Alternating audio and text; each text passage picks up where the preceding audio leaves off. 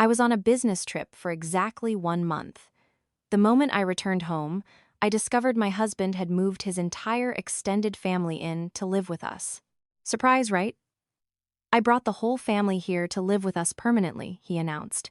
I replied, "This isn't a surprise. Tomorrow, I'm going to give you a much bigger surprise." I had been away on a business trip for exactly 4 weeks. For that entire month, I lived in the frantic rhythm of contracts, price quotes, midnight phone calls, and rushed takeout meals eaten by hotel windows. I still called home regularly, still listened to my husband's agreeable ahas to get through the conversations, and still believed that the home we had spent years building was the warmest place to return to. There were days when I was so bone-tired. All I wanted was to open my front door, see my slippers placed neatly on the mat, smell my familiar floor cleaner, and see him standing there waiting to ask just one thing. "You're home?" That afternoon, I dragged my suitcase from the airport train to our Chicago condo. People say when you travel far, you miss home. But I missed the routine of my home more than the belongings. I missed the armchair I always sat in, the bookshelf I organized myself, even the click-clack of the deadbolt locking every night. My name is Lauren, 32 years old, working as a project manager for an import-export firm. My husband, Paul, is 2 years older. He works a standard office job. His salary isn't high, but he has always been gentle, no drinking problems, no gambling. His only flaw is his tendency to love his family in a way that requires pleasing everyone at all times. We had been married for 5 years and bought this condo with our hard-earned savings. To be clear, the down payment was mostly contributed by me and my parents, and I was the primary name on the mortgage because my income and credit were much better. Every month, the mortgage was deducted from my account. Paul contributed, but a steadily smaller portion. I never kept a scorecard between husband and wife. As long as we were moving in the same direction, it was fine. Before I left, I specifically told him, "Just keep the house tidy. Don't make any major decisions on your own. If something comes up, discuss it with me." Paul patted his chest and laughed. "Don't worry. You go make the money, leave the house to me." I believed him. I placed my finger on the smart lock. The door beeped open, and what greeted me wasn't the sound of footsteps running out to welcome me, but the blaring noise of a TV turned up so loud it sounded like a sports bar. I stood frozen at the threshold. My living room was no longer my living room. The sofa was draped with a garish floral slipcover I had never bought. The coffee table was cluttered with mismatched glass cups, pistachio shells, a fruit platter, and several unlabeled bottles of herbal supplements. The air smelled of menthol rub, strong black tea, and half-cooked food. On the sofa, an older man sat with his legs sprawled wide, eyes glued to the TV screen, holding the remote as if he had owned the place for years. Beside him, an older woman was peeling a mandarin orange, casually dropping the peels onto my favorite, expensive ceramic display dish. In the corner, a young couple sat glued to their phones, loudly chewing on the artisanal chocolates I had hidden away for a special occasion. I hadn't even had a single piece. My throat went completely dry. From the kitchen, Paul walked out, wearing my favorite cute pet-themed apron. He smiled radiantly, like a child showing off a prize. "Honey's home. Are you surprised?" Paul gestured grandly like a ringmaster, introducing a show. "I brought our whole family up from Indiana to live here, so it'd be lively. Mom, Dad, my brother, and his wife. Oh, and my sister Jenny is coming up this weekend too. From now on, our house will be packed and warm." I heard the word live and my heart turned to ice. Not visit for a few days, not drop by. Live. The older man, my father-in-law, turned to look at me, giving a curt nod, as if bestowing a favor. The older woman, my mother-in-law, looked me up and down and said casually, "You're back, huh? The trip must have been tiring. Go change your clothes and come out to eat." The young couple looked up. The younger man grinned. "Hey, sister-in-law." "I'm Vince." The young woman muttered softly, "I'm Tara. You must be tired." I pulled my suitcase inside. The wheels rolling across the hardwood floor made a long, grating screech. Involuntarily, I looked down at the shoe rack. My slippers had been shoved deep into the back. Crowding the entryway was a chaotic line of strange shoes of all shapes and sizes, packed together like a cheap boarding house. Paul was still smiling, his eyes sparkling, waiting for my joyous reaction. "Lauren, what do you think?" "I did this to make you happy." I stared at him for a long, long time. In truth, my mind wasn't blank at all.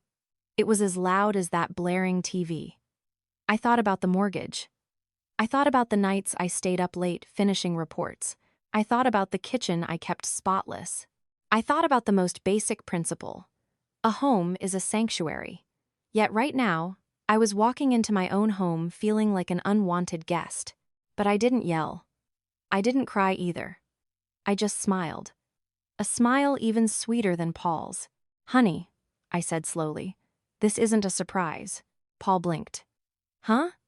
Then what is it? Are you not happy?" I kept smiling. "Tomorrow, I'm going to give you a much bigger surprise." The entire living room went dead silent. The older woman, Martha, put down her orange, looking at me like I was an insolent, bizarre stranger. The older man, Bill, cleared his throat. Vince stopped chewing. Tara stiffened. Paul forced a laugh. "Lauren, what are you talking about? You're just exhausted. Go into the bedroom and rest." I pulled my suitcase and walked straight into the master bedroom. My door clicked shut, drawing a physical boundary. Outside, I heard the murmurs begin. City daughters-in-law. So difficult. Barely walks through the door and already throwing an attitude. Let's see what kind of stunt she tries to pull. I leaned against the door and let out a long, heavy exhale. That was the moment I realized I wasn't exhausted from my business trip. I was exhausted from being invaded without warning. That evening, they set the dinner table. My 4-person dining table had been dragged out, surrounded by extra folding chairs and plastic stools. The spread looked plentiful, but inside, I felt entirely hollow. I sat on the stool closest to the kitchen door, the spot usually reserved for the person who needs to stand up frequently to clear dishes. I looked around. Bill sat like a king right in front of the TV. Martha continuously scooped food onto her husband's plate, speaking in a tone that sounded like giving orders. Vince and Tara sat close together, and Paul sat in the middle, forcing awkward smiles and avoiding my gaze. Martha chewed her food, swallowed, and then spoke. "Lauren, let me make this clear up front. Dad and I are moving up here permanently. It's too hot down in Indiana. The old house is cramped, and living in the city with our son is much more comfortable. Plus, when you two have kids, it'll be convenient for me to help raise them." I put my fork down and looked at Paul. "Did you discuss this with me?" Paul stammered. I was going to tell you, but I thought telling you beforehand would ruin the fun. I wanted to surprise you." I let out a soft laugh. Not a happy one. I found it absurd that the man I chose to marry treated a decision that altered my entire existence as a mere theatrical stunt.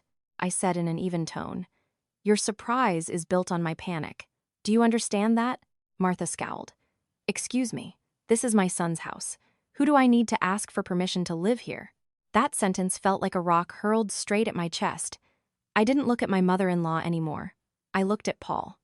"Do you hear what your mother just said? Do you think she's right?" Paul lowered his head. He remained silent.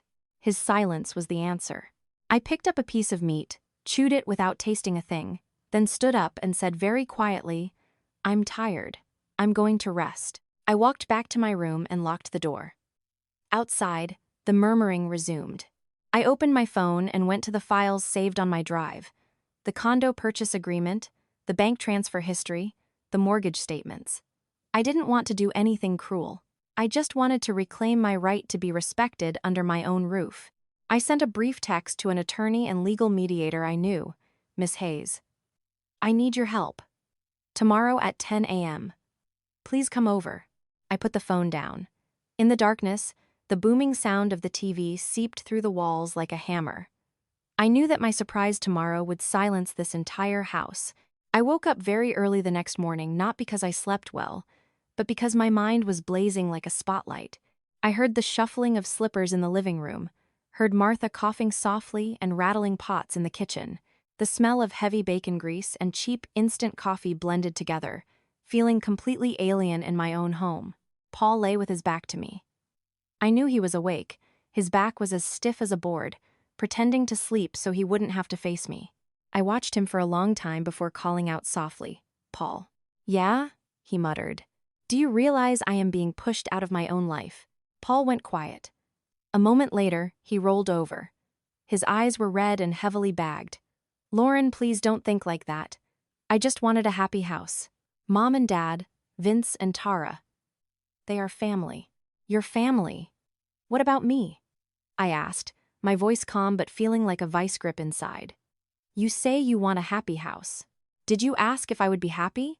You bring people here to live permanently, and then let your mother declare it's her son's house. You sat there in silence. Do you know what I felt like in that moment? Paul bit his lip awkwardly. I was afraid of upsetting Mom. They had a hard time back in Indiana. I thought you'd understand. I do understand. I understand their hardships, I said, looking him dead in the eye. But you cannot use their hardships to crush your wife's life. If you love me, you must know how to protect boundaries. I am not against your parents. I am against being treated with absolute disrespect. Paul opened his mouth to speak, but Martha's voice boomed from the hallway, drowning him out. Paul, get up and eat. Lauren too. The food is getting cold. I stood up and changed my clothes. I walked out to the living room. The whole family was seated, a familiar yet completely foreign scene. Bill sat leaning back, looking stern. Martha was serving food, acting like the matriarch managing the household, placing a bowl in front of me as a mere formality. Vince and Tara sat close together, laughing and chatting, but constantly darting suspicious glances at me. I knew they were waiting to see what my surprise was. I didn't eat. I just sat staring at the wall clock. The minute hand ticked forward. Part of me wanted to scream, while the other part kept reminding me to stay calm. Lauren, if you want your house back, you have to keep a cool head. At exactly 10 a.m., the doorbell rang. The sound made everyone jump. Martha put down her serving spoon, frowning. Who is it at this hour? I stood up and walked straight to the door. Standing outside was Miss Hayes, a woman in her mid-40s, wearing a crisp white blouse and dark slacks, her hair pulled into a neat bun. She wasn't the type to cause a chaotic scene. She looked at me with understanding eyes and gave a gentle nod. You're here, I said softly. Yes. Are you okay? Miss Hayes asked, her voice low. I smiled. I'm fine. Please come in. When Miss Hayes stepped into the living room, the entire family seemed pulled into a different dimension. Bill sat up straight. Martha immediately demanded, Who are you? Miss Hayes greeted them politely. Good morning, everyone. My name is Lisa Hayes. I am a legal consultant representing Lauren regarding her property deeds and residency rights. I am here today to clarify a few legal and logistical boundaries to avoid any misunderstandings.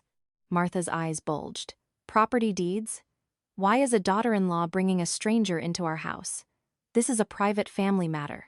I stepped forward and stood next to Miss Hayes, my voice not loud, but remarkably clear. You are right, Mom. It is a family matter. But because yesterday you explicitly called this your son's house, I need to make things clear. This condo belongs to both Paul and me, and legally, I am the primary owner. I demand to be respected. Paul, standing behind me, breathed heavily. I could hear him swallow hard. Miss Hayes opened her briefcase and pulled out a neatly clipped stack of photocopied documents. She didn't slam them on the table aggressively. She placed them in front of me and addressed the room in a calm, professional tone. Mr. and Mrs. Smith, I will keep this brief. This condo was purchased after Lauren and Paul were married. That is correct. However, the down payment, the monthly mortgage payments, and the loan itself are primarily under Lauren's name and funded by her. I bring this up not to keep score, but to establish a legal principle. The right to decide who resides in this property long-term requires the explicit, mutual consent of both spouses, not just Paul. Martha shot up from her chair. What are you implying? Paul is my son. I gave birth to him. I came here to live with my son. What is wrong with that? I looked at Martha slowly. Mom, I am happy when you visit. If you want to stay for a few days, I will gladly accommodate you. But moving in permanently without asking me, and then calling me an outsider in my own home, I will not accept that. I am a human being too, Mom. Bill cleared his throat. His voice was slow and heavy. Lauren, don't you think you're taking this too far? People will look at this and say you are an ungrateful, unfilial daughter-in-law. I felt my throat burn. I had anticipated that exact guilt trip. I lowered my head for a second, then looked up. Dad, I am not being unfilial. I just refuse to have my life hijacked. Filial piety means caring for and respecting you. It does not mean using the sheer presence of a crowd to force a daughter-in-law into submission. Vince tried to interject. Sister-in-law, Tara and I just came up here temporarily to find jobs. I turned to Vince, enunciating every word. If you are staying temporarily, there must be a time limit and ground rules. You cannot treat this place like a free-for-all hotel. You eat the food I bought. You leave your belongings all over the house. You blast the TV all day. I come back from a business trip and feel like a stranger. Put yourself in my shoes. Would you tolerate it? Tara pulled on Vince's sleeve, whispering, Stop, honey. Martha turned to Paul, her voice shrill. Speak up. Why are you just standing there? Are you going to let your wife bring someone in to threaten your own parents? Paul was shaking. I saw his fists clench at his sides. Then he spoke, his voice gravelly. Mom, Lauren isn't threatening anyone. Lauren just wants clarity. I was wrong because I acted unilaterally.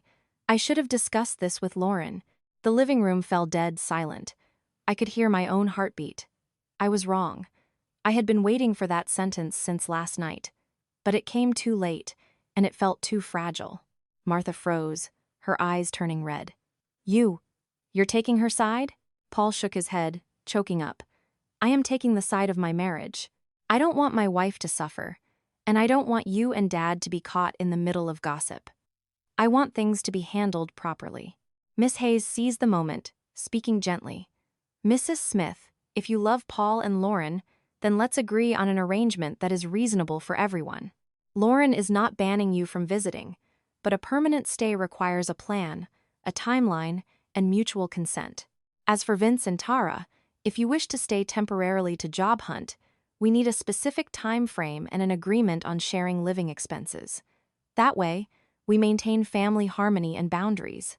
I took a deep breath. I didn't want to throw anyone out on the street. I just wanted order restored. I spoke slowly, as if making a vow to myself. I am giving Mom and Dad 1 week to either arrange things back in Indiana or find a more suitable living arrangement here. I am not kicking you out. I am asking you to make a plan. As for Vince and Tara, I am giving you 2 weeks. 2 weeks is enough time to apply for jobs and find a rental apartment. During those 2 weeks, everyone will contribute to the groceries and utilities, and starting today, absolutely no one is allowed into my home office. Martha opened her mouth to argue, but Bill grabbed her arm. That's enough, he said in a low rumble. Our daughter-in-law makes a fair point. I looked at Bill. Unexpectedly, I felt my eyes grow hot. Not because I had one, but because finally, one of the adults in the room was willing to listen. Paul stood next to me, hesitant. Lauren, I'm sorry. I will make sure everything is clear with the family. I won't leave you to handle this alone again. I turned to him. My heart still felt cold, but I saw a tiny crack of hope. I gave a very slight nod, a silent reminder. I just need you to remember you are a husband, not just a son playing host to his family. The house was still crowded, the atmosphere still oppressive, but at least the truth had been spoken with dignity, rather than through tears or screaming matches. And I knew that from this moment on, the war would shift to a new phase. They would react. They would test the boundaries. They would see if I would cave. I had to stand firm. And Paul had to choose. After the confrontation that morning, the condo fell into a bizarre state. It wasn't loud anymore. The TV wasn't blasting all day, but it wasn't peaceful either. It felt like the dead silence right before a thunderstorm, where everyone holds their breath to see which way the wind will blow. Martha didn't speak a single word to me all day. Whenever she walked past me, she turned her face away. She slammed pots and pans a little too aggressively and made sure to heave a loud, dramatic sigh whenever I entered the kitchen. One day, I walked in and saw her washing pots. I said softly, "Let me wash those for you." She paused for a second, then replied curtly, "No, I'm used to it." The words weren't heavy, but they were ice cold. Bill was different. He started proactively asking me trivial questions. "What time do you get off work today? Is your job very busy lately?" Every time, I answered politely and thoroughly. I knew that internally, he was torn between defending his son and understanding his daughter-in-law. Vince and Tara started leaving the house more often.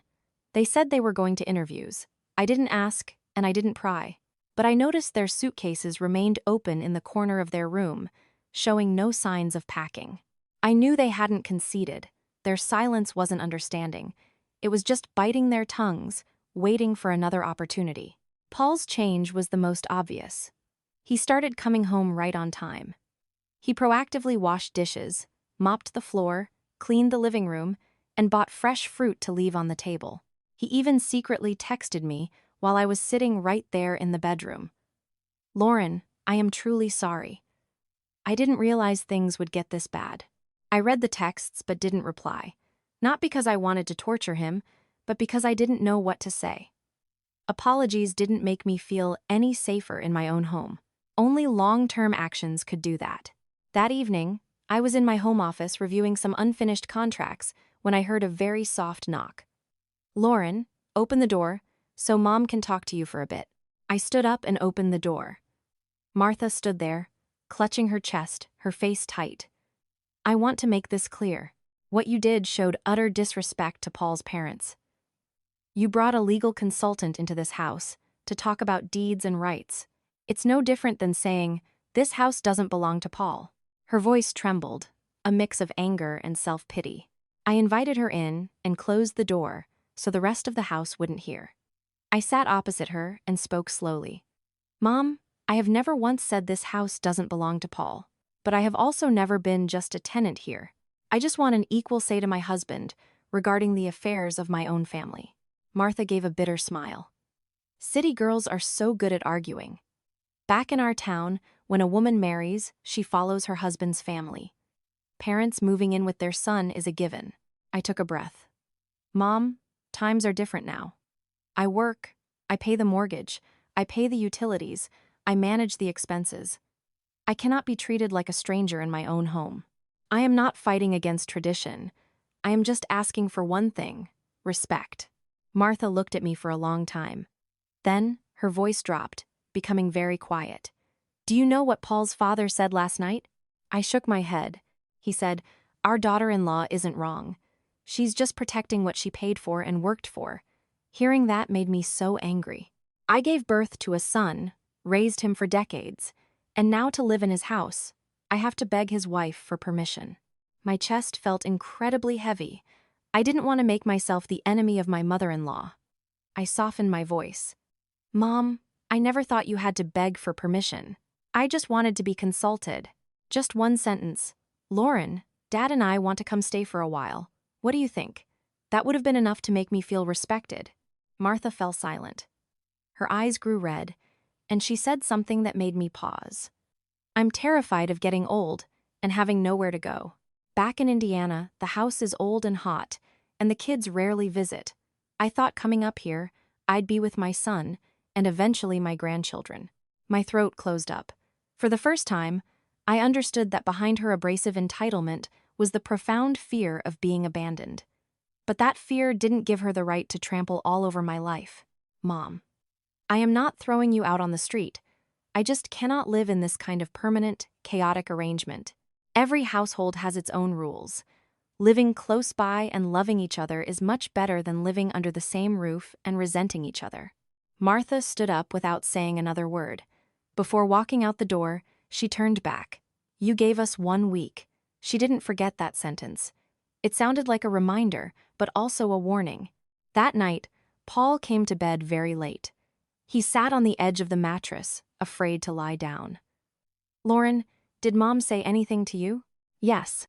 "Is she furious with me?" I looked at him. "Are you afraid she's furious? Or are you afraid I'm exhausted?" Paul looked down. "Both," I sighed. "Paul, if you don't establish clear boundaries, then even if your parents move out, this will happen again." I cannot be the bad guy calling a lawyer every single time. I need you. Paul looked up, his eyes red. I know I've been a coward. I'm used to trying to please everyone. But this time, I will speak up. 3 days later, it was Vince's turn to show his true colors. In the evening, while I was cooking, Vince leaned against the kitchen doorframe, speaking in a half-joking tone. Sister-in-law, you're being too intense. Mom and Dad came up for a little bit, and you're already trying to kick them out. When you have kids later, are you going to let your daughter-in-law treat you like this? I turned around and looked him dead in the eye. I am not kicking them out. I set a timeline, and I won't be leeching off my children when I'm older either. Every adult needs to be able to manage their own life. You can't use the banner of family to be a freeloader. Vince scoffed. You talk a big game, but this house belongs to my brother.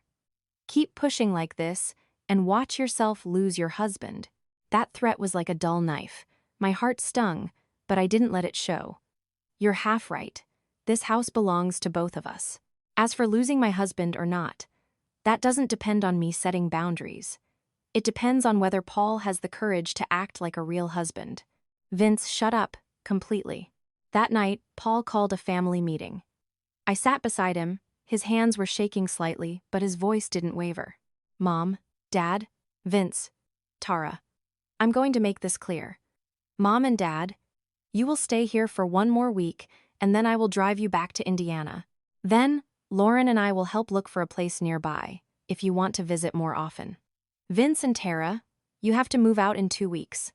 I will help you with the security deposit for an apartment. But from now on, everything that happens in this house must be discussed with Lauren. I will not let my wife be disrespected anymore. Martha burst into tears. Bill sighed heavily. Vince turned pale. Tara kept her head down. I held Paul's hand under the table.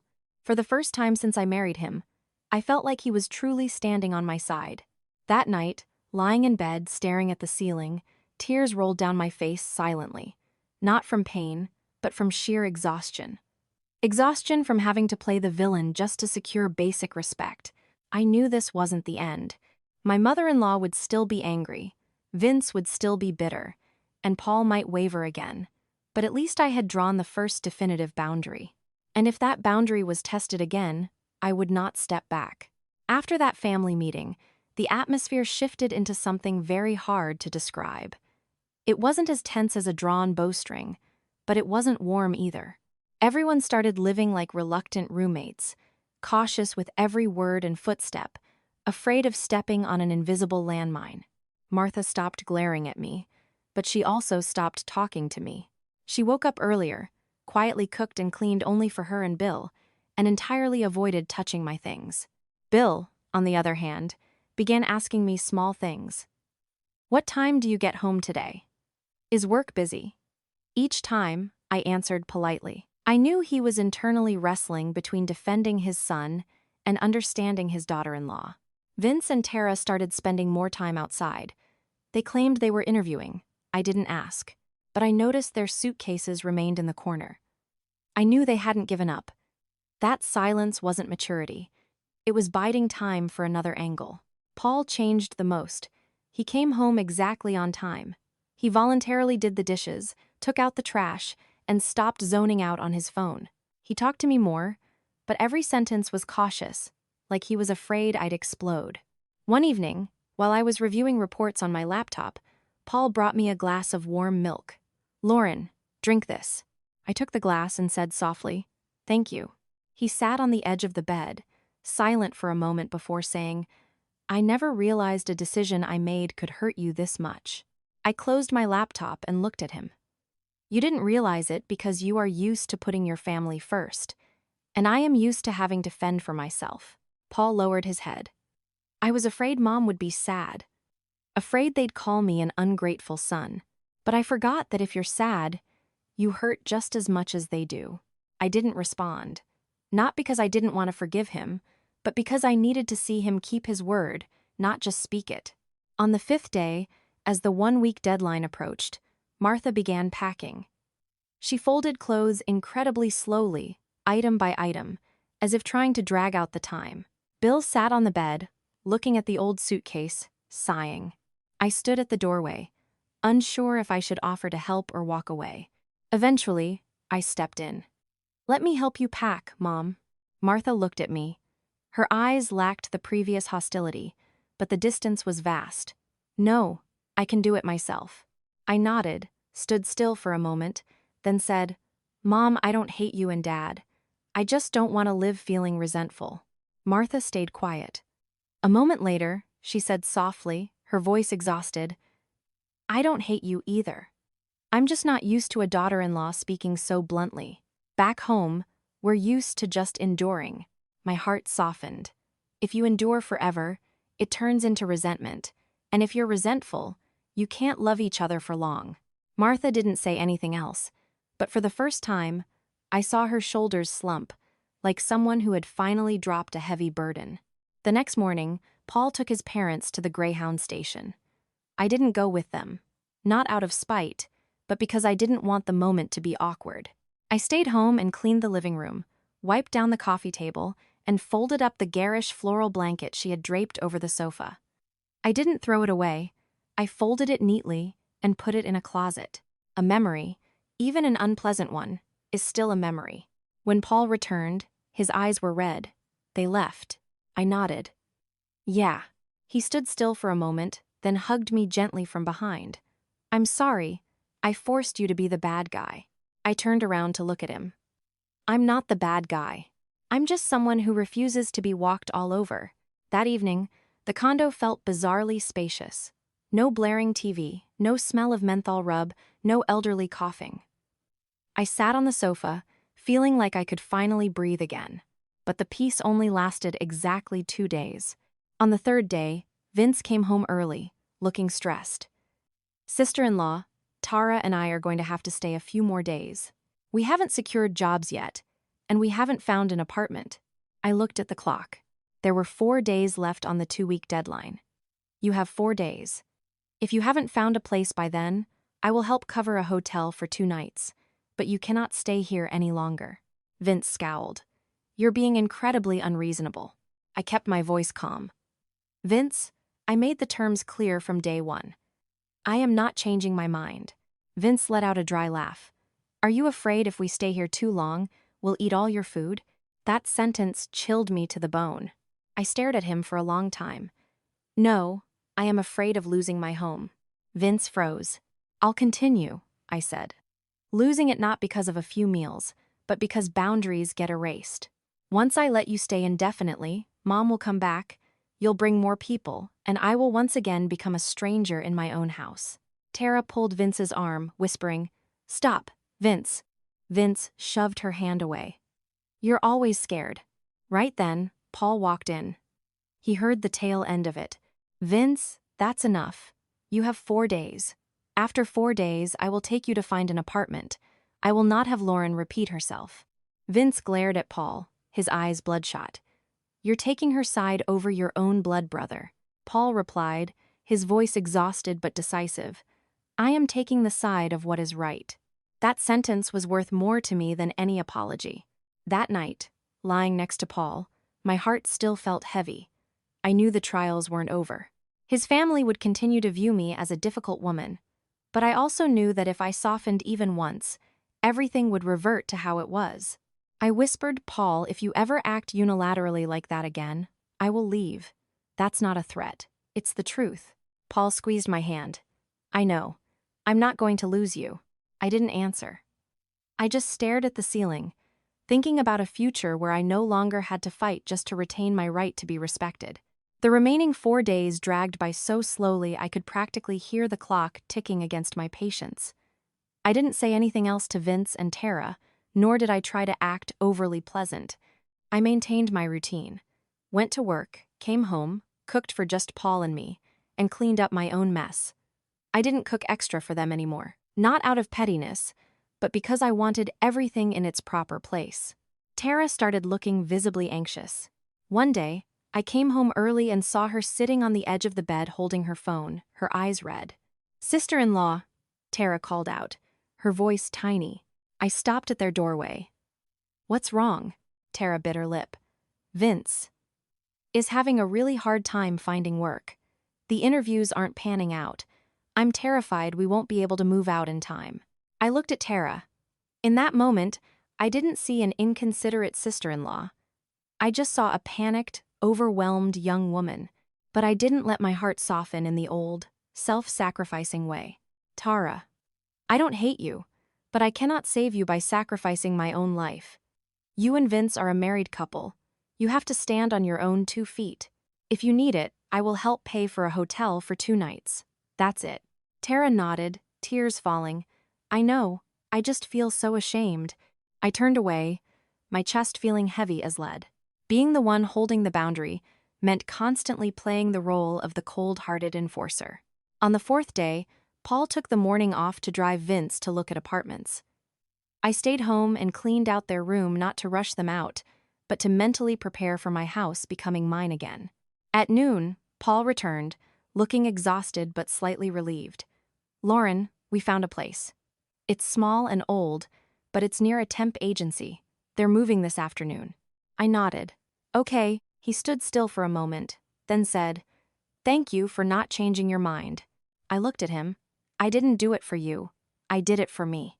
That afternoon, Vince and Tara packed up. There was no screaming, just a heavy, suffocating silence. Vince didn't speak to me at all. Tara offered a very quiet goodbye. Thank you for the last few weeks, Lauren. I nodded. Living on your own, you guys will bicker less. Tara gave a sad smile. When they walked out the door, I watched them go. I didn't feel victorious. I just felt tired. Tired from a war nobody wanted, but one I had to fight. That night, the condo was incredibly quiet. I cooked dinner for just the 2 of us. I sat across from Paul, eating in silence. Paul put his fork down first. Lauren, I know you don't trust me yet, but I will keep my word. I looked at him. Stop promising, just do it. He nodded. 2 weeks later, I received a phone call from Martha. Lauren. I paused, then answered, Yes, Mom. I'm listening. Your father has high blood pressure. He's been admitted to the county hospital. I don't have much money. Paul told her I was the primary earner and managed the finances. I was wondering if you could help us out a little bit. That question made me freeze. Not because of the money, but because of the way she asked. No longer issuing commands, no longer angry. Just the absolute helplessness of an aging woman. How long has Dad been in the hospital, Mom? I asked. Just since yesterday. Don't worry, Mom. I'll transfer the money right now. Paul and I will drive down to visit. The line went silent for a few seconds, and then she said, her voice choked with emotion, Thank you, honey. I hung up, my hands shaking slightly. I knew that if I wanted revenge, this was my moment, but I didn't do it. I refused to turn into someone who mirrored the way they had treated me. That night, I told Paul, he looked at me for a long time. You didn't have to help. They hurt you. I exhaled. I'm helping not because of them. I'm helping for you, and because I refuse to look back and see myself acting smaller than my own pain. The next morning, Paul and I drove down to Indiana. Bill was lying in a hospital bed, looking much thinner. When he saw me, he tried to sit up. Lauren, you're here. Yes, Dad. I'm here. He held my hand, his voice weak. I'm sorry, Lauren. I didn't stand by your side soon enough. My eyes stung. Dad, rest. We'll talk when you're better. Martha stood at the foot of the bed, her eyes red. She didn't say anything, but when I walked out to the hallway, she followed me. Lauren, I'm sorry. I treated you like an outsider. I'm stuck in my old ways, used to being the boss of the house. I didn't realize you had your own pride. I stopped and looked at her. For the first time, she looked small to me. Mom, I said softly, I don't need you to dote on me. I just need you to respect me. Martha nodded, tears falling. I'll remember. That night, I slept in Paul's old childhood bedroom. I looked at the low ceiling, listened to the crickets in the yard, and felt my heart soften. Not because everything was suddenly perfect, but because finally, I didn't have to bear the entire burden alone. On the drive back to Chicago, Paul held my hand. Lauren, if you hadn't been so tough that day, I probably would have lost you. I looked out the window. If you hadn't woken up that day, I would already be gone. We fell silent, but this time, the silence wasn't avoidance. It was a silent agreement. From now on, this family had to have two equal voices. I knew the cracks hadn't disappeared. They were just patched over. And they could crack again if either of us forgot this lesson. But at least I was no longer the woman walking into her own home feeling like a guest. After that trip to visit Bill in Indiana, I thought things had settled down. Not the kind of settling like a calm lake, but the settling of ashes after a forest fire. It looked normal, but a strong gust of wind could reignite it. Paul and I returned to the city and resumed our normal lives, but there was a new layer of silence between us. Not an evasive silence, but a cautious one. Like two people crossing a rickety wooden bridge, knowing that if they ran too fast, the bridge could collapse again. Paul kept his word. He didn't make a single unilateral decision regarding his family. Every time Martha called, he put it on speakerphone so I could hear. Every time Bill needed money for medication, he asked me before transferring it. He started asking my opinion on the smallest things. Can I invite Mom and Dad up this weekend? Or Vince wants to visit for the day. What do you think? Those questions might sound trivial, but to me, they were signs of a man relearning how to be a husband. I was no longer angry, but I wasn't completely at ease either. A part of me was always bracing for things to revert to the way they were. 3 months passed. Vince and Tara really did move out. They rented a small apartment near an industrial park. Vince got a job as a warehouse supervisor, low pay, but stable. Tara worked as a barista. They rarely visited, and when they did, they called ahead. Vince dropped the arrogant attitude, though he wasn't exactly warm. Tara, on the other hand, called me Lauren with profound respect every time we met, as if terrified of offending me. One afternoon, while I was editing some reports, the doorbell rang. I opened it to find Tara standing there, holding a bag of fruit. "Lauren, I came to visit you guys." I was slightly surprised. "You didn't call ahead." Tara looked down. "I'm sorry. I just wanted to drop by for a minute." I let her in. She sat on the sofa, awkwardly keeping the bag of fruit in her lap, afraid to just set it on the coffee table. "How are things with you and Vince?" I asked. Tara offered a sad smile. "It's tough, but we're managing on our own."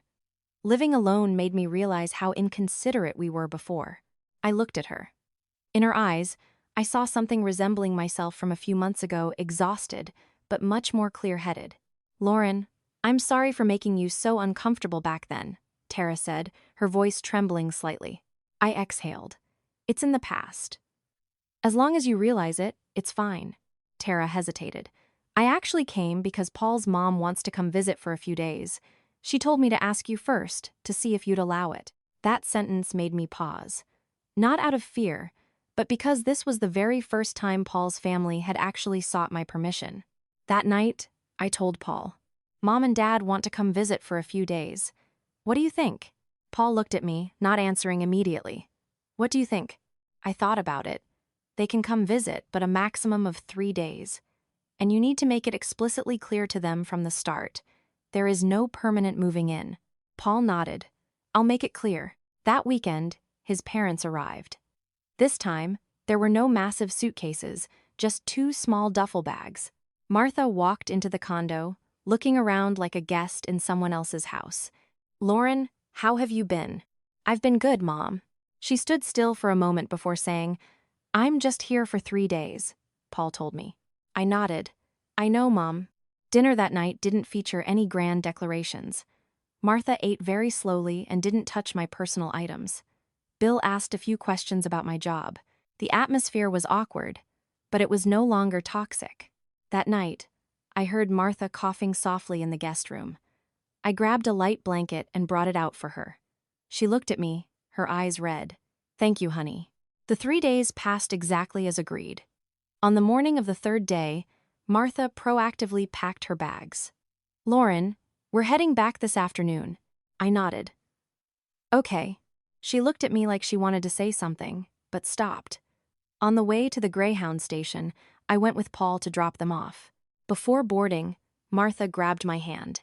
"Lauren, I'm not good with words, but I'm grateful that you still treat us like family." I replied, "Mom, as long as you remember to respect me, I will never treat you like a stranger. She nodded. I thought things would slowly improve, but life never lets you rest for too long. One evening, Paul came home late, his face ashen. Lauren, I just got a call. My dad had a mild stroke. I froze. What? He collapsed in the bathroom. He's in the hospital awake, but the doctors say he needs round-the-clock care. My mom is too old to do it alone. My heart clenched. I didn't hate Bill. I had forgiven him, but a question immediately blared in my mind. Where does my boundary stand this time? We drove to Indiana that very night. Bill lay paralyzed on his left side, his speech slurred. Martha sat by the bed, her eyes sunken. Lauren, she sobbed. The doctor says your father needs care for at least 3 months. I can't handle it alone. I'm begging you. Please let us come stay with you for a while. Her words hit me like a ton of bricks. This wasn't a casual visit. This wasn't staying for a few days. This was a severely ill person, with no one else to care for him. I looked at Paul. He looked at me, his eyes pleading, but he didn't dare speak for his mother. I knew that if I said no, I would be a cruel, heartless woman. But if I said yes, I would be tearing down the very boundaries I had fought so hard to build. I took a deep breath. Mom, let me discuss it with Paul. I can't promise you right this second. Martha burst into tears. Paul squeezed my hand, whispering, Lauren. I closed my eyes. I knew the real test was only just beginning. That night, I didn't sleep. I lay on a rock-hard motel bed near the county hospital, staring at the water-stained ceiling. Through the thin walls, I could almost hear the hospital monitors. My mind felt like 2 people ripping me in opposite directions. On one side was the image of Martha, huddled at the foot of the hospital bed, her red eyes pleading for a place to stay. On the other side was the memory of coming home from my business trip to find my condo turned into a boarding house, treated like a stranger in the home I paid for. I turned to look at Paul. He was lying on his side, eyes wide open. I knew he wasn't sleeping either. Are you still awake? I asked softly. I can't sleep, Paul replied, his voice gravelly. Lauren, I know you're in a terrible spot, but my dad can't take care of himself right now, and my mom is too old. There's nobody else down here to help. I remained silent. I knew all of that. I wasn't a heartless monster, but I wasn't a saint either. Paul, I said slowly, if they move in with us, do you have the courage to enforce our boundaries? Or is everything going to revert to how it was, and I'll go back to being an outsider in my own home? Paul turned to me, his eyes bloodshot. I won't let that happen again. I promise. I exhaled, my voice exhausted. You've promised a lot of things, Paul. This time I need a concrete plan, not just promises. Paul was silent for a long time. Then he said, if they come up, I will hire a daytime home health aide. I won't let the burden fall entirely on you.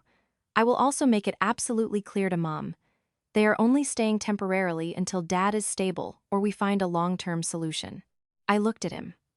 I wanted to believe him. But I also knew that when a severely ill, elderly parent is living under your roof, all plans and paperwork can easily be wiped away by guilt and emotion. The next morning, I went to the hospital room. Bill lay there, his face slightly drooping, his speech labored. When he saw me, he tried to lift his hand. Lauren, you're here. Yes. I'm here, Dad. He looked at me for a long time, tears leaking from the corners of his eyes. I'm making things so hard for my daughter-in-law. That sentence made my heart ache. I held his hand. Dad, don't overthink it, just focus on resting. Martha stood behind me, her voice trembling. Lauren, I pressured you, but I genuinely don't know what else to do. I turned to look at her. I saw in her eyes not the abrasive, entitled woman from before, but an aging wife terrified of losing her husband. Mom, I said very softly, I am not saying no, but I have to set conditions. If you and Dad come live with us, you have to follow the rules of my house. I cannot let everything descend into chaos, like last time. Martha nodded frantically. Yes, whatever you say, I will listen to you. I will listen to you. I knew that in this moment of desperation, she would agree to anything. But whether she could keep that promise was a different story entirely. We returned to Chicago 2 days later. In the car, Paul held my hand tightly. "Lauren, thank you." I didn't respond. I just looked out the window, watching the trees blur past like lost opportunities I could never get back. 3 days later, they arrived. This time, there was no crowd, just Bill in a wheelchair, Martha carrying a small duffel bag, and a home health aide named Nurse Sarah, whom Paul had hired for daytime care. Right from the start, I laid down the law. "Mom, I'm saying this up front. You'll stay in the guest room. Nurse Sarah will care for Dad from 8 a.m. to 6 p.m. In the evenings, Paul and I will help. You are not to rearrange any furniture in the house. Anything you want to do, you ask me first." Martha nodded. "Yes, I understand." For the first few days, everything went exactly to plan. Nurse Sarah was meticulous with Bill. Martha didn't touch my kitchen without asking. Bill obediently did his physical therapy. Paul came home on time to help me sponge bathe his dad, empty bedpans, and clean the room. I started to breathe a little easier. But on the 10th day, I came home early to find a massive pot of oatmeal boiling on the stove. Martha was standing there, ladling it into bowls. "I made some oatmeal for your dad," she said. I looked at the messy kitchen, my blood running cold. "Mom, I told you that everything goes through me first." Martha sighed. "I saw how tired you are from work, so I just did it. It's not a big deal." "Why are you being so tense? Why are you being so tense?" That phrase stabbed right into me. It sounded exactly like the old days. That night, I told Paul. "You see? Things are slipping back to the old ways." Paul stayed silent. "Today it's making oatmeal." I looked at him. "Tomorrow it will be moving rooms. The next day it will be inviting more people over. And then I'll be an outsider again. I am not waiting for that to happen before I speak up." Paul sighed. "I'll talk to Mom again." But talking wasn't enough. 3 days later, I came home to find Vince sitting in the living room. "I came to visit Dad," Vince said. I looked at him, my heart hammering. "You didn't call ahead." Vince smirked. "I just dropped by for a bit. He's sick." I walked into the master bedroom and locked the door. I knew my boundary was being tested. That night, I called a family meeting. I will say this one more time. No one is allowed to move in unannounced. No one is allowed to stay overnight without permission, including Vince. If this happens again, I will find a separate rental for Mom and Dad. Martha burst into tears. "Lauren, are you that cruel?" I bit my lip, tears springing to my eyes. "I am not cruel. I am saving myself." The room fell dead silent. Paul grabbed my hand. "Lauren is right. I will enforce her rules." I looked at him. In that moment, I knew this marriage was walking on a razor-thin tightrope. If he slipped one more time, I would let go. After that confrontation, the condo descended into a heavy silence, as dense as stone. Martha stopped wandering in and out of the kitchen. Bill lay in the guest room, speaking even less. Every time I went in to help him stand up for his exercises, he avoided my gaze, as if terrified of being a burden once again. Paul became significantly quieter. He'd come home from work, go straight into his dad's room to relieve Nurse Sarah, and sit by the bed for hours without saying a word. I thought things were finally stabilizing according to the boundaries I had set. But life never lets things stay quiet for long. One Friday afternoon, I got off work early and stopped by the grocery store to pick up ingredients for dinner. As I stepped into the elevator, my phone buzzed. It was Vince. I hesitated for a second before answering. "Lauren, are you off work?" Vince's voice sounded frantic. "I'm on my way home." "What's wrong?" "Dad?" Dad passed out during his physical therapy. Mom panicked and called me. I rushed over and took him to the hospital near your place.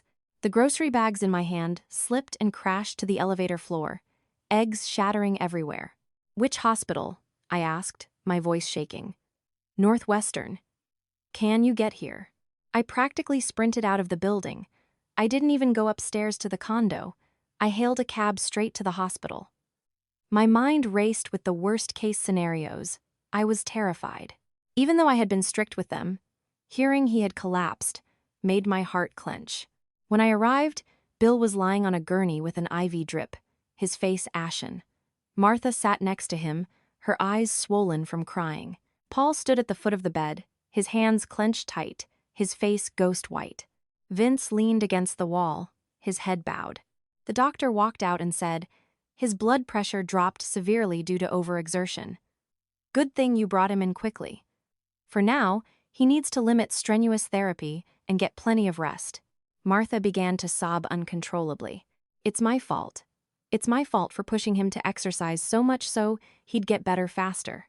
I walked over and placed a hand on her shoulder. "Mom, don't blame yourself. The important thing is that Dad is stabilizing." Bill opened his eyes and looked at me.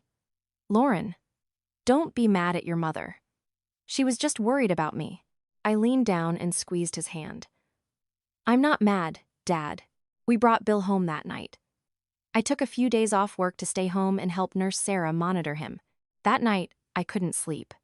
I lay there listening to Bill's labored breathing through the thin drywall, feeling a mix of profound pity and absolute exhaustion. The next morning, I woke up early to make some oatmeal for him. I brought it into his room. Martha was already sitting there, dark circles under her eyes. "Lauren, let me do it. You need to rest, Mom. I can handle it."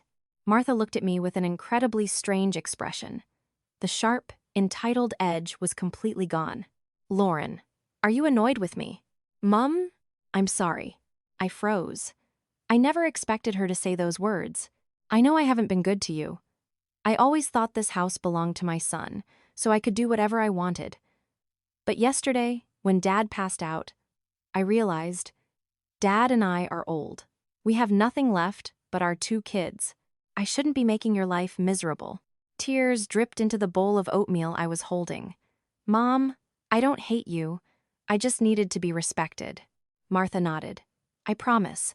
I won't overstep again." I didn't know how long that promise would hold, but in that moment, I believed she meant it. 3 days later, Bill was doing much better. The doctor cleared him for light therapy again. I thought everything was finally getting back on track. And then Vince showed up. This time, he brought a massive duffel bag. "I'm moving in for a few days. Dad just collapsed. I need to be here to watch him." I stood blocking the doorway. "Vince, I told you, no overnight stays." Vince scowled. "Lauren, don't be so damn selfish. My dad just fainted, and you won't even let me stay to keep an eye on him?" I stared at him, my voice freezing cold. "You can visit during the day. Go home at night. Those are my boundaries." Vince turned to Paul. "Paul, are you seriously not going to say anything?" Paul looked flustered.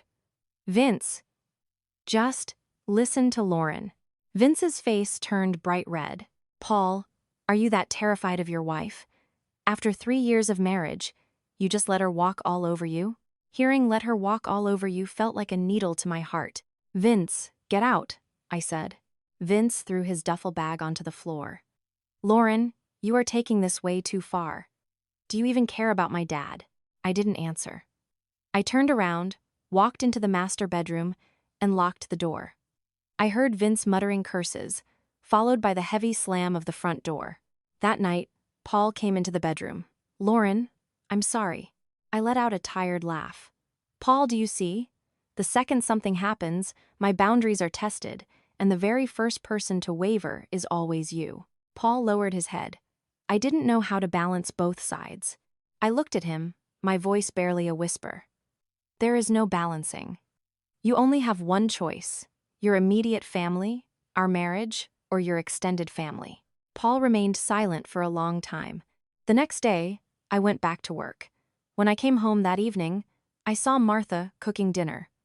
I was about to say something, but noticed she was keeping everything incredibly neat and tidy. I stayed quiet. The dinner was peaceful. Suddenly, Bill spoke up.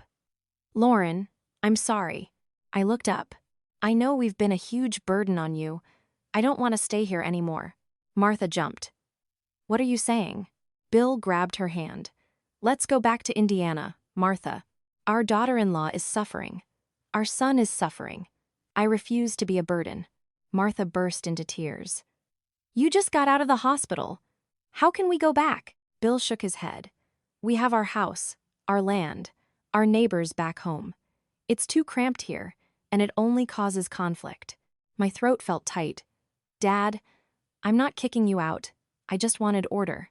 Bill looked at me with incredibly gentle eyes. I know, but I don't want you and Paul's marriage to shatter because of me. That night, Paul and I sat out on the balcony. Lauren, Paul said, if Mom and Dad go back to Indiana, I feel like a terrible son. But if they stay, I feel like I'm failing as your husband. I replied, Paul, you aren't stuck. You're just running away from having to make a choice. Paul looked at me, his eyes red. Lauren, do you still want to stay with me? That question physically hurt my heart. I do, but not if it means sacrificing everything I am. Paul nodded, tears rolling down his face. 2 days later, Bill insisted on going back to Indiana. Martha couldn't bear it, but eventually, she had to agree. The morning they left, I helped Martha pack. She held my hand. Lauren, I owe you an apology. We're going back to Indiana now.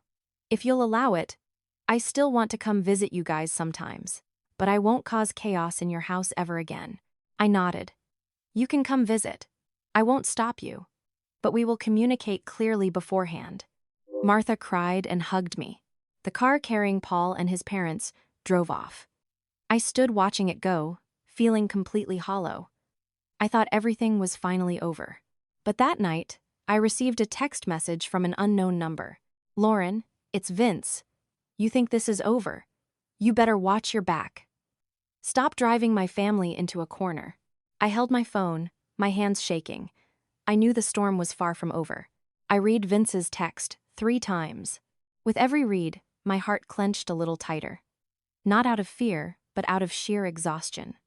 Exhaustion that a grown man was still resorting to threats to get his way. Exhaustion that this drama, no matter how hard I tried to avoid it, kept finding its way back to me. I didn't reply. I set the phone on the table, leaned back against the wall, and closed my eyes for a long time. I knew that if I reacted now, I'd say things that would only make it worse. I needed a clear head. Paul walked out of the bathroom and saw me standing completely still. Lauren, what's wrong? I handed him the phone. He read it, and the color drained from his face. He dared to text you this? I gave a bitter laugh. I'm used to it. To Vince, I'll always be the villain. Paul gripped the phone tightly. I'm calling him right now. Don't. I grabbed his arm. If you call him now, it just gives him an excuse to say I'm brainwashing you against your family. Let him expose himself. Paul stayed silent. I knew he was torn. He hated that his brother was being so disrespectful, but he still loved him. I couldn't sleep that night. I kept thinking about the phrase, stop driving my family into a corner. Who had I driven into a corner? I didn't ban them from visiting. I didn't throw his sick father onto the street. I didn't refuse to help pay medical bills. I simply guarded the absolute bare minimum boundaries of my own life. Yet, in Vince's eyes, I was still a monster. The next morning, I went to work in a daze. I made 2 minor errors on a report, something I never let happen. By noon, my phone buzzed again. It was Martha. Lauren?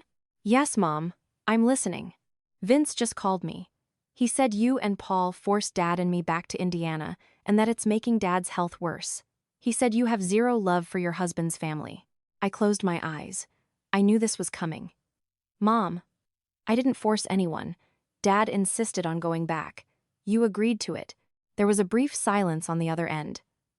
I know, but Vince is furious. He said a lot of nasty things. I'm calling to tell you not to take it to heart. He's young and hot-headed. I smiled sadly. He's only a few years younger than I am, Mom. Martha sighed. Lauren, I don't want any more drama in the family. Can you just be the bigger person and let it go? Let it go.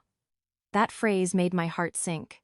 Once again, I was the one expected to swallow my feelings. Mom, I've been letting it go this entire time. I simply didn't let him stay overnight. Was I wrong? Martha went quiet, then said softly, No. You weren't wrong, but I'm afraid Vince is going to do something stupid. I paused. What do you mean, stupid? I don't know. He's volatile. I'm worried he's going to come up there and cause a scene. I hung up, my hands freezing cold. That night, I told Paul, Vince might come here to start a fight. Paul jumped up. I'm driving to his place to talk to him. No. I held him back. If you go there, he'll say I sent you. Let him come to us. Paul looked at me, his eyes a mix of worry and fear. Lauren, I don't want you getting hurt anymore. I offered an exhausted smile. I'm used to getting hurt, but I am not backing down this time. 2 days later, exactly as I predicted, Vince showed up. I had just gotten home from work, hadn't even changed out of my work clothes, when the doorbell rang incessantly. I opened the door. Vince stood there, his face dark with rage. Tara was standing behind him. Lauren, step out here, we need to talk. I kept my voice calm. If you have something to say it here. Vince barged straight into the living room without waiting for an invitation. Are you happy now? My parents are back in Indiana. My dad is bedridden. My mom is crying all day. Are you satisfied? I closed the front door and turned to face him. Vince, don't speak to me like that. Dad asked to go back. Mom agreed. Vince slammed his hand hard on the coffee table. Shut up. If you hadn't been such a hard ass, they wouldn't have had to leave. I looked him dead in the eye. Vince, if you continue speaking to me in that tone, get out of my house immediately. Vince scoffed. Your house? You sound so full of yourself. This is my brother's house. I exhaled, my voice freezing cold. This house belongs to Paul and me, and I paid for the vast majority of it. Do not use the excuse of him being a man to erase my contributions. Vince's face turned bright red. Oh, you're rich, so you're better than us? You think having money means you can kick anyone out? Paul walked out of the bedroom. Vince, that's enough. Vince whipped around. Paul, are you just gonna stand there and watch her insult our family? Paul's voice shook with rage. You are the one insulting my wife. Tara pulled on Vince's arm. Vince, please stop. Vince violently shoved her hand away. Shut up. You're always terrified of everything. I felt my blood boil. Vince, get out. Right now, this is not a place for you to scream. Vince took an aggressive step toward me. Who do you think you are to kick me out? Paul stepped right in front of me, shielding me. You touch Lauren, you deal with me. Vince stared at him, his eyes wide and furious. You're cutting off your own family for a woman, Paul yelled back. What family? The family that forces my wife to stay silent, so you can do whatever the hell you want? The room fell dead silent. I could hear my heart pounding like a drum. Vince sneered. Fine. You chose her. Don't come crawling back. He turned and stormed out. Tara bowed her head, whispered a tiny "I'm sorry," and ran after him. I collapsed onto the sofa, my entire body shaking. Paul dropped to his knees in front of me. Lauren, I'm so sorry. I didn't think he'd actually dare come here and do that. I looked at him, tears finally falling. Paul, if you hadn't stepped in front of me just now, I would have packed my bags and left. Paul hugged me tight. I'm never letting you go. I rested my head on his shoulder, feeling completely empty. I knew that from today on, I was officially the enemy in Vince's eyes, and I knew this marriage had just barely survived a massive hurdle. But I also finally understood something. The real enemy wasn't Vince. It was the cowardice that had lived inside the man I married. And this time, he wasn't a coward. After Vince's explosive visit, the condo fell into a very different kind of silence. It wasn't the awkward silence of when his parents lived here, nor was it the heavy silence of evasion. It was the silence after a hurricane. Everything had been ripped up and thrown around. We were just standing amidst the wreckage, wondering where to go next. I took a day off work. I wasn't in the right headspace to stare at spreadsheets, nor was I calm enough to pretend nothing had happened. I stayed home and cleaned the living room, scrubbing the coffee table where Vince had slammed his hand. I scrubbed it obsessively, as if scrubbing hard enough could erase the feeling of being deeply disrespected. Paul took the morning off too. He didn't say much. He paced around, made me tea, and finally sat opposite me on the sofa, staring at me for a long time. Lauren, are you still mad at me? He asked softly. I looked down at my hands. I'm not mad at you about Vince. I'm mad that if you hadn't changed exactly when you did, I would have been the one leaving. Paul lowered his head. I know I left you alone in this for way too long. I exhaled slowly. Paul, I don't need you to be a superhero. I just need you to be my husband, to stand by my side. even if your family is disappointed. Paul looked up, his eyes red. I will. I'm not backing down anymore. I didn't say anything else.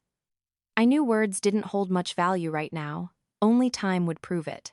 2 days later, I got a call from Martha. Lauren. I paused for a second. Yes, Mom. Vince went over to your place and caused a scene, didn't he?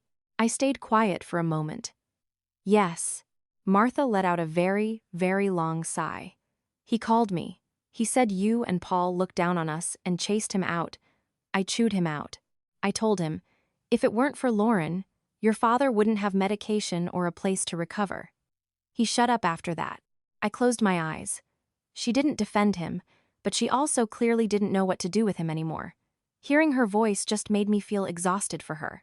Mom, I don't want to cut off the family. I just will not tolerate being abused in my own home. Martha was silent, then said quietly, Lauren, I'm sorry I raised a son who acts like that. That sentence pinched my heart. Mom, he isn't a monster. He's just used to being catered to, used to being the center of attention. But I cannot absorb his irresponsibility for him. Martha sighed. Your father has been asking about you lately. He says, we owe you. We were so wrong. I hung up the phone and sat there for a long time. I didn't feel victorious. I just felt sad. Sad that a family had spent so long hurting each other. A week later, Paul got a call from Vince. He put it on speaker. Paul, Vince's voice was hoarse. Dad was readmitted to the hospital. His blood pressure crashed. Mom doesn't have the money for the deductible. Paul looked at me. I nodded. How much? Paul asked. $1,500. Can you transfer it right now? But please don't come up to the apartment. The line was dead silent for a long time. I'm sorry about the other day, Vince muttered. Paul didn't say anything else. He hung up. I looked at him. You see? I didn't need to take revenge. I just needed to hold my boundaries. People naturally adjust. Paul held my hand. Lauren, I owe you so much. I shook my head. You don't owe me. You owe yourself. If you didn't grow up, you would have lost everything. Paul squeezed my hand. Another evening, while I was cooking, the doorbell rang. I opened it to find Tara. She looked thinner, dark circles under her eyes. Lauren, I came to apologize to you. I let her in. How is Vince? I asked. Tara sat down, wringing her hands. He lost his warehouse job. They cut his contract because he kept calling out. Dad is sick. We have no money. He's incredibly stressed, but he knows he messed up. I exhaled. Tell him that if he still respects me as his sister-in-law, he should never use that threatening tone with me again. Tara nodded, tears falling. I'm so grateful you're still helping pay for Dad's medical bills. I looked at her. Tara, I'm not helping because of Vince. I'm helping because of Bill and Martha. Tara bowed her head deeply. That night, I told Paul about it. He was quiet for a long time. Lauren, if one day Vince is truly destitute, would you let him move back in with us? I looked at him. No. I can give him money. I can help him find a job, but I will not let him move back in. I am never breaking that boundary again. Paul nodded. Me neither. 3 months later, Bill stabilized. Martha called me. Lauren, your dad is doing better. The doctor says he can walk a little bit now, slowly. Dad and I are going to sell the back plot of land on our property to have a safety net. We don't want to burden you guys anymore. Hearing that made my heart feel infinitely lighter. Mom, that's your money. I wouldn't dare touch it. I know. I just wanted to tell you so you don't worry. We aren't going to cling to you guys anymore. I hung up, sitting in a daze. I realized everything hadn't changed because I screamed or threatened. It changed because I refused to suffer in silence anymore. One night, Paul and I sat out on the balcony, enjoying the cool breeze. Lauren, Paul said, I never thought keeping you would be this hard. I gave a faint smile. It wasn't hard. You just had to pay the price of growing up. Paul held my hand. Thank you for not giving up on me. I looked out into the distance. I stayed not because I'm weak, but because you managed to change just in time. I knew the cracks in this marriage would never completely vanish. They would always be there, reminding me that I almost lost myself loving a man who hadn't fully grown up yet. But at least now, I didn't have to fight all by myself. After those months that felt like we had nothing left to lose, my life with Paul settled into a different rhythm.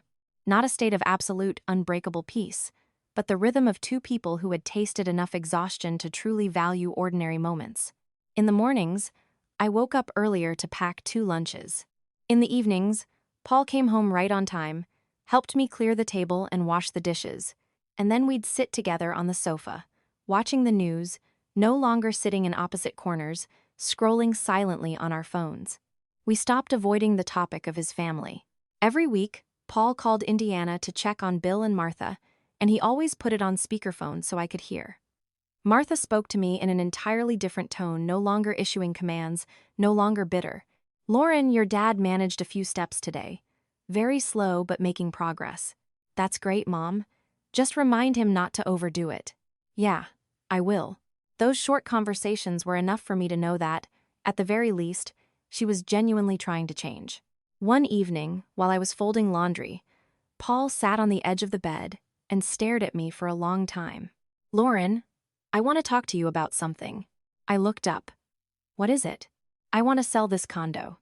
I froze, the shirt in my hands dropping onto the bed. "What did you say?" Paul took a deep breath. "I don't want you walking into this house every single day and remembering those horrific months. I want us to buy a new place. It can be smaller, it can be further out in the suburbs, but it will be a fresh start with no bad memories tied to it." My heart pounded. I hadn't even considered that. "Where are you getting the money?" I asked. "I have some savings, and I was planning on taking out a loan to cover the difference. I'll handle it entirely. You won't have to carry the burden anymore." I looked at him, feeling a mix of deep emotion and anxiety. "Paul, you don't have to go that far. I'm not doing it because you pressured me. I'm doing it because I want to start over. I want our future home to be something we build together, not something you have to shoulder more of than I do." I sat down on the bed, my chest feeling heavy. "Do you know this condo is my greatest pride? I paid for every inch of it. I used to think that even if our marriage shattered, at least I would have my own roof over my head." Paul held my hand. "And that is exactly why I want you to have a new home. A place where you don't have to brace yourself to protect your territory." I didn't answer right away. I needed time. A week later, we went house hunting. Not luxury high-rises, just a smaller townhouse further out in the Chicago suburbs. The balcony overlooked an empty lot full of weeds, but standing there, I felt a deep sense of peace. "What do you think?" Paul asked. "I feel peaceful." Paul smiled. "Then that's enough." We decided to sell the condo. The realtor told us that because of the prime location, it would sell for more than we expected. I looked at the contract, my hands shaking. This house, the place where I was made to feel like a guest, is about to no longer be mine. The night before signing the closing papers, I stood alone in the living room, looking at every corner. I touched the bookshelf, the coffee table, the sofa where Vince had slammed his fist. I didn't feel the pain anymore. I just felt a chapter closing. The next morning, as I was walking into the notary's office with Paul, my phone buzzed. It was Vince. I hesitated for a moment, then answered. "Lauren," Vince's voice was much quieter than before. "Dad wants to talk to you." I paused. "Let me call him right back." I hung up and turned to Paul. Vince called. "Dad wants to talk." Paul nodded. "Call him." I called the house in Indiana. Bill answered, his voice weak. "Lauren?" "Yes, Dad. I'm here. I heard you guys are selling the condo." "Yes. I know that house brought you a lot of pain. I don't want to hold you back with unhappy memories." Hearing that made my throat tighten. "Dad, we're selling it to buy a new place, not because we hate the old one. I know. I'm calling to apologize to you. One more time. I didn't have the courage to stand by your side sooner. I was a coward." I closed my eyes, tears falling. "Dad, don't say that. You were sick. You were weak. You were suffering too." He let out a weak laugh. "I'm old, Lauren. I don't have much time left. I just want to make sure that you and Paul don't fall apart because of us." I gripped my phone tightly. "Dad, we're okay. We're truly okay." Bill sighed. "Vince, He knows he messed up, but he doesn't know how to say sorry. He asked me to say it for him. I stayed silent. Lauren, you don't have to forgive him. I'm not forcing you. But please, don't view him as an enemy. I exhaled slowly. Dad, I don't view him as an enemy. I just won't let him cross my boundaries ever again. Bill gave a very soft, okay. After signing the closing papers, I walked outside. The sky that day looked strangely clear, not a happy clear, not a sad clear, just light. That night, I received a text from Vince. Lauren, I'm sorry, I was an idiot. I blamed everything on you. I don't expect you to forgive me. I just hope you don't hate me. I stared at the text for a long time. Then I replied, I don't hate you, but I won't forget. In the future, if you still respect me as your sister-in-law, respect my boundaries. That's all. Vince didn't reply again. A month later, we moved into the new townhouse. It was smaller, further away, but when I set my suitcase down in the new living room, I realized I no longer felt like a guest. Our first night in the new house, Paul and I lay next to each other in silence. Lauren, Paul whispered. Yeah? I know I haven't fully made up for everything, but I am going to live a life worthy of the fact that you stayed. I turned to look at him. I didn't stay because you promised. I stayed because you took action. Paul squeezed my hand. I closed my eyes. For the first time in a very long time, I slept without a single nightmare. Our new townhouse wasn't large. The living room was just big enough for a small sofa. The kitchen was barely wide enough for two people to stand back to back. The narrow balcony overlooked an overgrown lot and some half-built construction projects. But strangely, from the very first week, it felt like mine in a way the old condo never did. In the mornings, I opened the balcony door, breathing in the early breeze. I didn't hear the blare of a TV. I didn't hear the soft coughing of the elderly. I didn't see strange shoes piled by the front door. Just two pairs of slippers, mine and Paul's placed side by side. Paul kept his word. He came home from work on time. He no longer hid any phone calls from his family. Sometimes, when Martha called, he'd put it on speakerphone. Paul, Dad is tired today. Didn't sleep well last night. I know, Mom. I'll call him right away. Is Lauren there? She'd ask. Yes, Mom. I'm here, I would say. Don't worry, Lauren. Your dad's just having a little back pain. I'm just calling to let Paul know. Yes, Mom, whenever you need anything, call us. Paul and I are always here to listen. She'd reply with a soft okay, her tone much gentler than before. I realized that since we truly moved into our own space, she had dropped the possessive tone. There was no more my son's house, or we're moving in, because it's convenient. It was just normal, everyday conversation. Your dad is eating better today. I planted some peppers in the front yard. Come visit when you have free time. One weekend afternoon, while I was unpacking the last few boxes, I found a small box containing a savings account book in my name. The account I opened right after we got married, with the naive thought, if something goes wrong, at least I have something to fall back on. I sat on the floor, opened the book, and looked at the numbers increasing year by year. I wasn't a poor woman. I had a career. I had money. I had the complete ability to walk away at any moment. And yet, I had stayed in a home where I wasn't respected. Paul walked in and saw me sitting there. What did you find? I found the old me, I said. Paul sat down next to me. Back then, I always thought that if things got too bad, I would just leave. But I didn't leave. I stayed, and I fought. Paul lowered his head. I made you fight alone for way too long.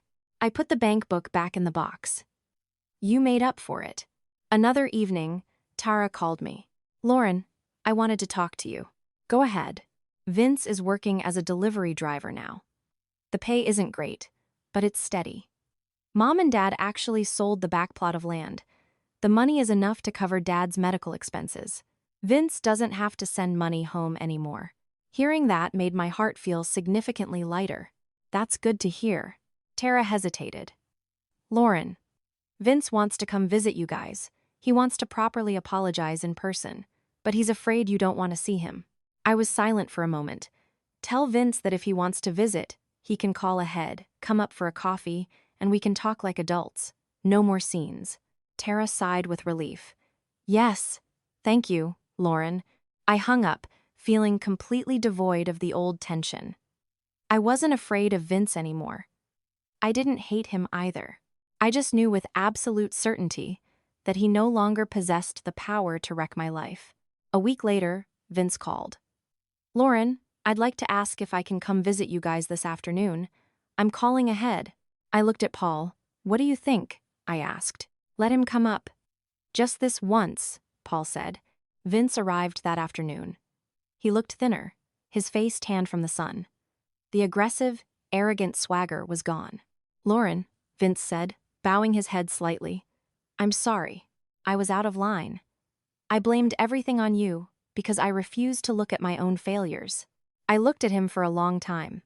Vince, I didn't need you to apologize because you made me uncomfortable. I needed you to apologize because you failed to respect me as your brother's wife. Vince nodded. I'm sorry for not respecting you as Paul's wife. The words sounded clumsy, but genuine. Paul sat next to me, saying nothing. I don't hate you, I said, but I won't forget either. Going forward, keep the boundaries clear. I am your sister-in-law, not your landlord. Vince replied very softly. Yes. The meeting ended peacefully. When Vince left, my heart didn't feel heavy. I felt like an old loop had finally been closed.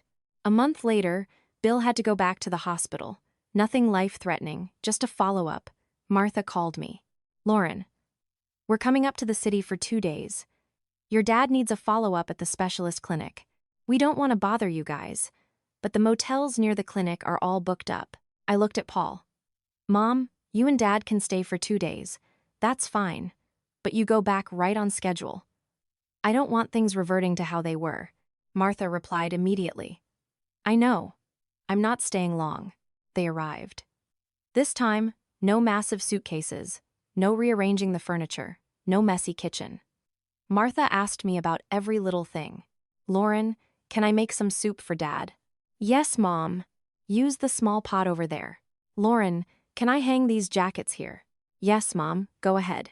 I looked at her, feeling a mix of pity and sadness. The woman who once treated my condo as her own domain was now standing in my kitchen, asking for permission for every little thing. That night, after Bill fell asleep, Martha sat out on the balcony with me. Lauren, thank you. For what, Mom? For not seeking revenge. If you were a vindictive person, you would have pushed us out of your lives completely. I offered a sad smile. Mom, I'm not vindictive. I just refuse to be trampled on anymore. Martha nodded. I understand now. Late, but I understand. The next morning, they left exactly on time. Watching the car disappear down the street, I didn't feel tense. That night, I told Paul, you see, things aren't unfixable, as long as you don't betray me again. Paul hugged me. I won't. I knew this marriage wasn't a fairy tale. It was full of scratches, but I also knew I was no longer the woman who would suffer in silence. And strangely, that realization was the very thing that saved the marriage. The rainy season hit Chicago early that year. The first storms of the season poured down in the late afternoon, leaving the street outside our townhouse slick with water, reflecting the yellow streetlights like a small, glowing river. I stood on the balcony of our new home, watching the rain, listening to the cars fade into the distance. Inside, I felt a very strange sensation. I wasn't tense. I wasn't afraid. I wasn't bracing myself for an attack. I never thought there would be a day I could just stand still like this. Paul stepped out behind me and draped a light cardigan over my shoulders. It's chilly. Don't stand out here too long. You'll catch a cold. I turned to look at him. Do you realize how long of a road we've walked? Paul gave a sad smile. I realize I almost lost everything. I leaned my head against his shoulder. Not a weak, dependent lean, but the kind of leaning that happens when two people are equally exhausted, have equally woken up, and have mutually chosen to stay. His parents were still in Indiana. Bill was moving very slowly now, no longer bedridden. Martha called me once a week. Not to give orders, not to complain, but just to share normal, everyday things. The neighbor's cat had kittens. The pepper plants in the yard are producing fruit. Mrs. Jenkins, Next door asked about you guys. Once, she said, Lauren, I've thought about it. Your house is your house, and my house is my house. Keeping boundaries is the only way to love each other long term. Hearing, that made my throat tighten. Vince and Tara didn't cause any more trouble. Vince called Paul less frequently, and when he did, his voice was much quieter. Once, he texted me, Lauren, Dad said that if Tara and I ever have kids, we have to teach our daughter not to endure things the way you did, but to be strong the way you are now. I stared at that text for a long time, not with pride, but with sorrow. Sorrow that a woman has to endure so much trauma before she is finally called strong. One evening, while Paul and I were eating dinner, he put his fork down and looked at me. Lauren, I need to tell you something. I looked at him. I put in my notice at my company. I froze. Why did you quit? I got an offer at a new place. The pay isn't much higher, but the hours are strictly 9 to 5. No entertaining clients, no coming home late. I want to be present at home more. I felt my heart melt. You don't have to sacrifice your career for me. Paul shook his head. I'm not doing it because you forced me to. I'm doing it because I don't want to live the old way anymore. I don't ever want a day to come where you stand at your own front door and feel like a stranger. I didn't say anything. I stood up, walked around the table, and hugged him from behind. You grew up, Paul. Paul grabbed my hand. Thanks to you forcing me. Another afternoon, when I got home from work, I found Paul standing on the balcony, looking tense. What's wrong? I asked. He handed me his phone. It was a text from Martha. Paul. I'm thinking of coming up to stay with you guys for a few days. Your dad misses you both so much. I looked at Paul. We were both silent. A year ago, a text like that would have made me shake with fear. Now, I didn't. I typed a reply without needing to overthink. Yes, Mom, you and Dad can come visit for 2 days. That's fine. But you must head back on time. Paul and I have a business trip coming up. She replied instantly. I know. I'm just coming to visit. Paul looked at me. You aren't annoyed? I smiled. No, because I'm not afraid anymore. I know that if things go off track, you'll pull them back. Paul squeezed my hand tightly. They came for exactly 2 days. No massive suitcases. No rearranging things. No messy kitchen. Martha stood in the kitchen and asked me about every tiny detail. Bill sat out on the balcony, watching the rain, and said very softly, Lauren, I'm so glad you two didn't divorce. I sat down next to him. Dad, we almost did. Bill sighed. I know. Because we were selfish. I shook my head. Because we didn't communicate clearly soon enough. That night, when they were asleep, Paul hugged me from behind. Lauren, do you regret not leaving me? I thought about it for a moment. There were days I regretted it, but not anymore.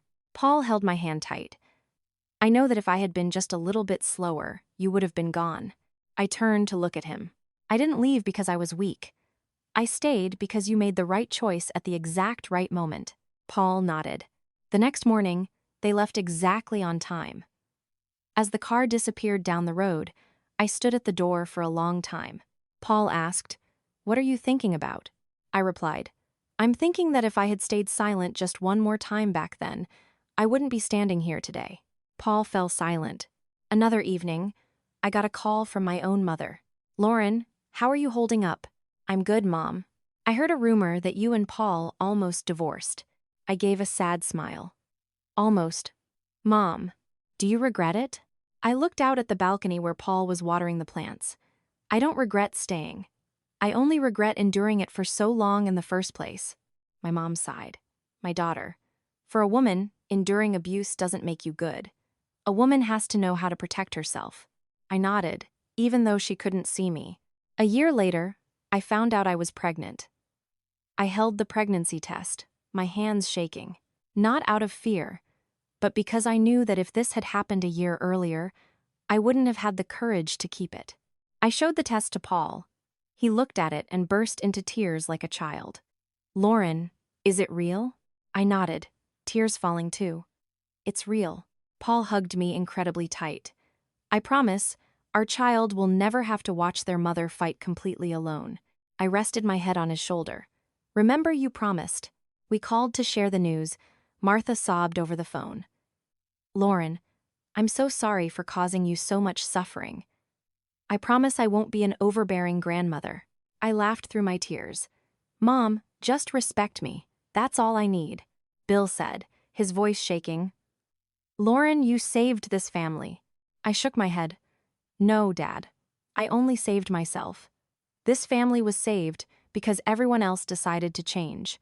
That night, lying in bed, I placed my hand on my stomach, listening to the rain hit the window. I thought about the Lauren from a year ago, standing at her own front door, looking at the pile of strange shoes, hearing her husband say, "Surprise, right?" I wanted to tell her one thing. Don't be afraid. Be strong, speak up, protect yourself. If they love you, they will change. If they don't change, you will find another path. I closed my eyes and smiled. This marriage isn't a fairy tale. It is covered in scratches. But those scratches taught me something vital. A woman doesn't lose her husband by being too strong. A woman loses herself by enduring too much. And when a woman dares to defend her boundaries, the entire world around her is forced to learn how to respect her. Lauren's story is not a rare family tragedy. It is a very real slice of life for millions of marriages out there. In it, the woman doesn't lose because she's poor, and she doesn't lose because she's weak. She loses because she endures for too long, because she's afraid of making a scene, because she believes that silence preserves the peace. But reality proves that peace built on the sacrifice of one person is a fake peace, and sooner or later, it will shatter. The greatest lesson this story leaves us with isn't that Lauren defeated her husband's family, nor is it that Paul turned his life around. It lies in the fact that a woman is only truly respected when she dares to respect herself first. Lauren didn't become malicious, she didn't become a villain, and she didn't seek revenge. She simply did something very foundational. She set clear boundaries for her life and resolutely defended them, even if it cost her tears, exhaustion, and the very real risk of a broken marriage. The story also highlights a hard-to-swallow truth. Men do not mature through lectures, they mature through consequences. Paul only truly changed when he realized he was about to lose his wife. His family only adjusted their behavior when they understood that Lauren was no longer a woman who would swallow her pride one more time. No one changes because they are preached to. People only change when the cost of not changing becomes far too high. Another deeply human, yet highly practical lesson is that maintaining boundaries does not mean severing family ties. Lauren didn't throw her in-laws out on the street. She didn't cut off their medical funds, and she didn't incite her husband to disown his family. She merely refused to coexist in a dynamic that was actively harming her. Because of that, the family was ultimately preserved, but preserved as a family that had learned mutual respect, rather than one sustained by silent suffering. The ending of the story is not a fairy tale. There is no magic. No one suddenly becomes a flawless saint, and the cracks are still there. But what matters is that Lauren is no longer standing alone. And more importantly, she is no longer losing herself to save a marriage. The creation of this story is not to reopen anyone's wounds, nor is it to preach or pass judgment on in-law dynamics. The deeper purpose is to help those in similar situations realize something vital. You are not selfish for protecting your own life. You are not insolent for saying no. You are not cruel for setting limits with others. You are simply doing what is necessary to avoid being crushed inside your own marriage. If you see yourself in this story, please remember, silence is not always kindness. Endurance is not always wisdom. And holding on to your boundaries does not mean destroying a family. Sometimes, it is the only way to save it. This narrative is shared with the hope of helping everyone around us, especially women who are silently suffering, find the courage to speak up, to be clear-headed, and to know that they have the absolute right to be respected in their own homes. Because no one deserves to live their entire life feeling like a guest in the place that is supposed to be their sanctuary. And if this story helps even one person find their strength at the exact right moment, then it was entirely worth telling.